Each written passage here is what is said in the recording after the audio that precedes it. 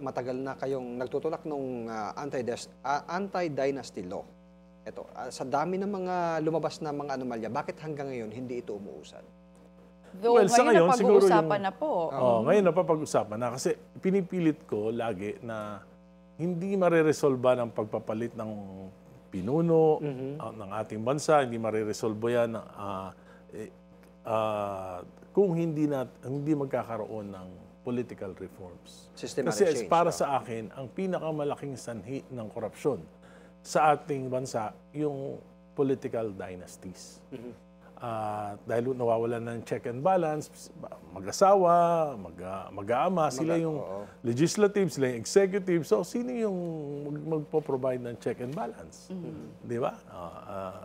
Pag nag-uusap na lang sa pagkainan, pag naghahaponan. Nung panahon ni Pangulong Duterte dynasty. Di ba? Super majority. Nung panahon ni Pangulong Marcos dynasty. Super majority. Kaya walang check and balance, lusot yung korupsyon.